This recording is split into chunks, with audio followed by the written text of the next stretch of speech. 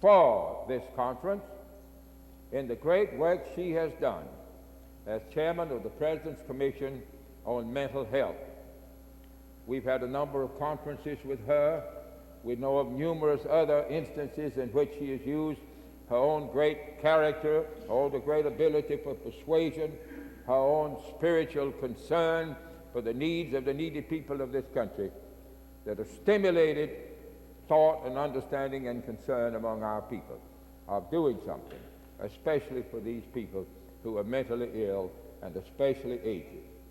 It's enough of a problem to survive as an aged person, although we've reduced, with the great help of the President and Ms. Carter, much of the discrimination which has heretofore been practiced against the elderly.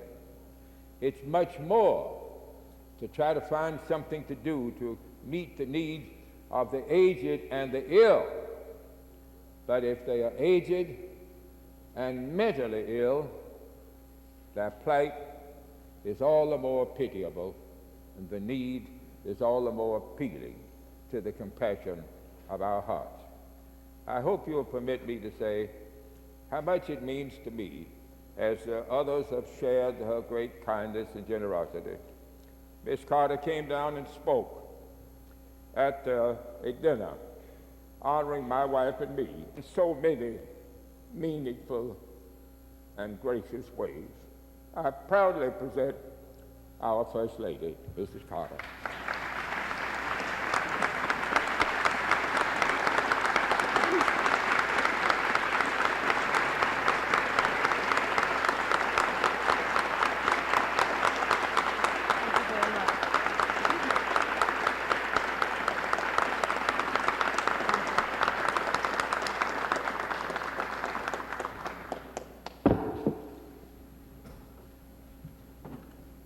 Thank you very much, Senator Pepper, for those kind words, and I might add that I've been on a platform with you on many occasions, and it's always an honor for me.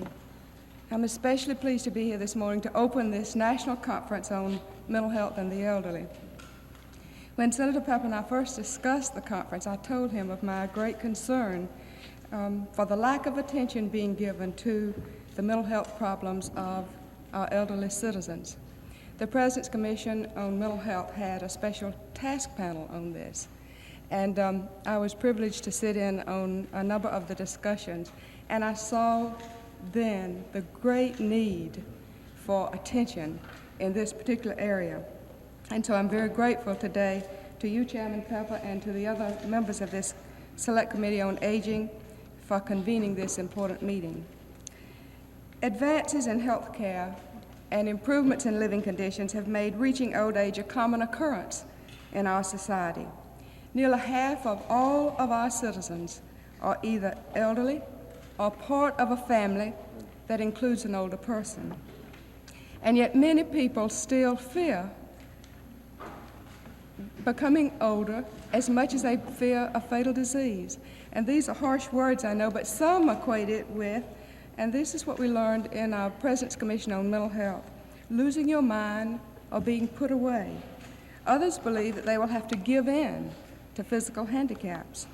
Many find it depressing even to visit a nursing home, and I can understand this. In fact, this is when I first became interested in the problems of the elderly, during the campaign when I was visiting daily nursing homes, convalescent homes, golden age clubs. The nursing homes were depressing.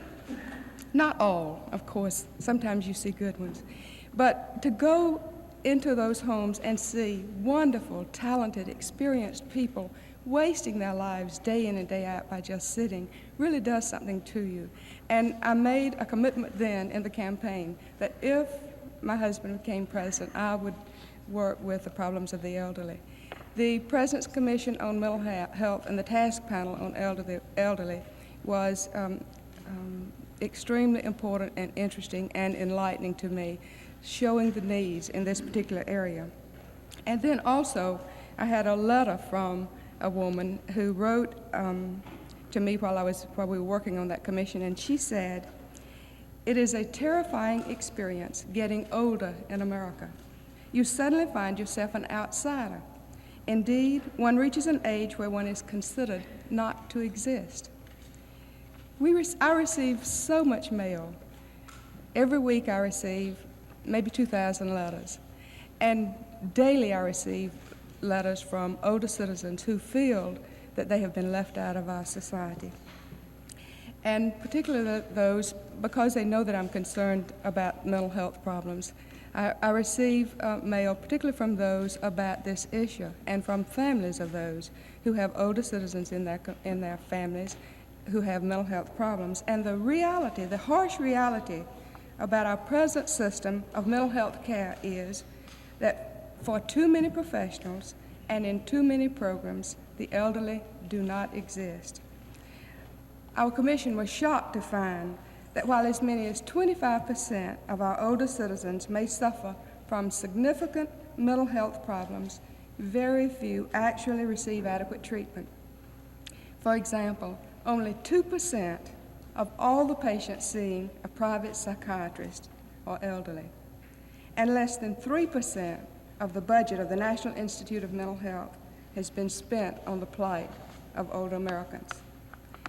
The mental health problems of old age have many complex roots: financial worries, unhappiness over the loss of social status, grief over the death of loved ones. All can lead to depression, even suicide. 25% of all suicides reported are committed by the elderly. The stigma of mental illness, coupled with the stigma of old age, can have devastating results.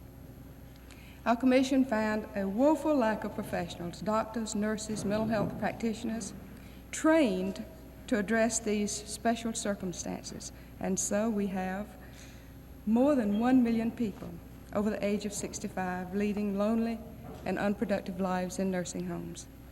And because we failed to develop professionals to do outreach and home health care, many older people are not even brought into contact with existing mental health and other social services.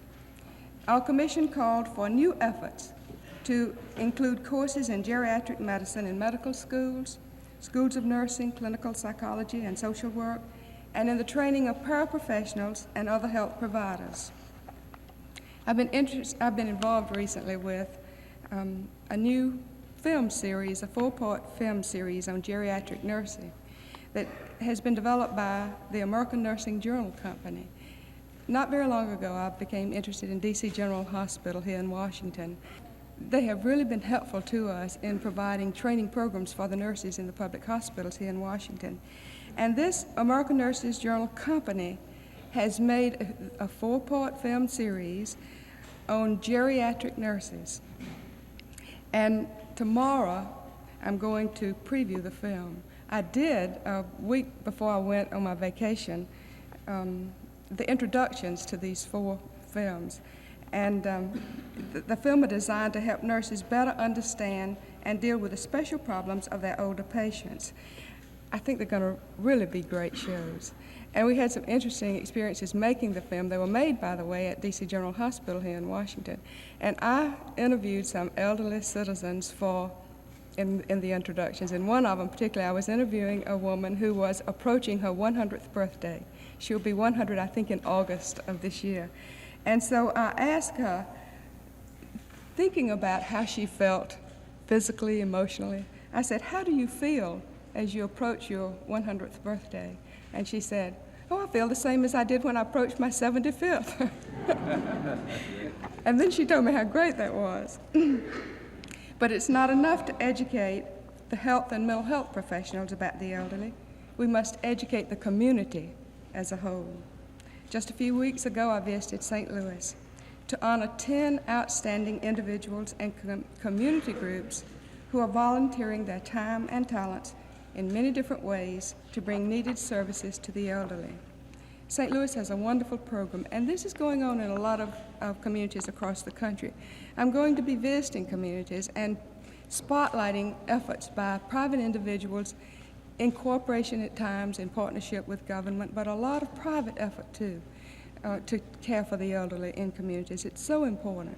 If more communities across our country were to assume greater responsibility for taking care of their senior citizens, providing transportation, relieving their terrible isolation, involving them in community activities, what a difference it could make. But then, of course, it does no good to have highly trained professionals and access to mental health services if a person cannot afford the bill. Last year, our commission pointed out how many Americans need mental health care but can't afford to pay for it.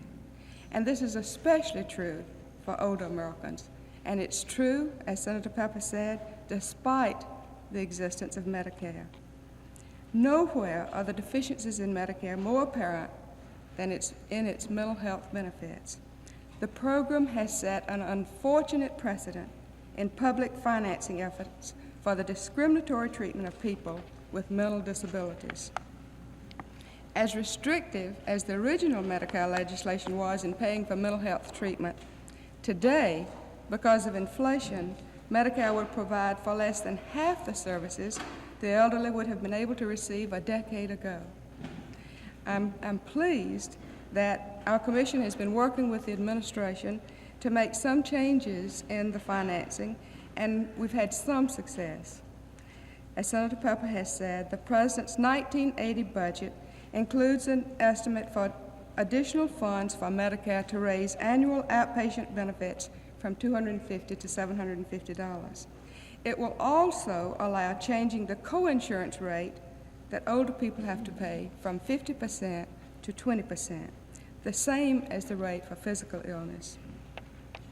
Of course, the most feared aspect of growing old is becoming senile, losing one's ability to relate that slow viruses or a weakened immune system may play a role in producing this disease. I'm pleased to see Dr. Robert Butler here today of the National Institute on Aging. The work that he and his colleagues are doing is so important to all of us. We, you and I, have so much to gain from the study of the aging process in the brain, for the new knowledge obtained through research is our ultimate weapon against mental illness. Without new knowledge, we will just keep on doing the same things in the same ways at ever-increasing cost. We must expand our research role. We must also find ways to help families take care of their elderly. We know that one of the strongest desires shared by older people is to maintain their independence. And we know, despite myths to the contrary, the family is the primary caregiver for its older members. Most families will try any means. We must find substitutes for loving, caring families. We must recognize old age for what it is, a normal stage of life. We must change society's negative image of the elderly. This, in turn, will influence how older people view themselves. Far from being a burden or a liability, the elderly are a valuable human resource. We cannot afford to deny ourselves the wonderful contribution older people can make to society. In recent years, we've become to appreciate the importance of examining our ancestral roots. The life histories of our older family members can help us learn about our past.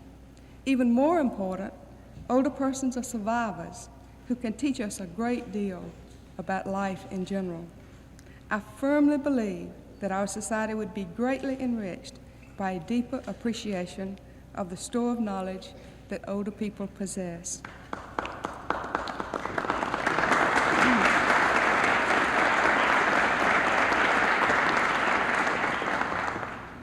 Our attitudes toward aging and the actions we take to improve the lives of today's elderly will ultimately affect each of us as we grow older.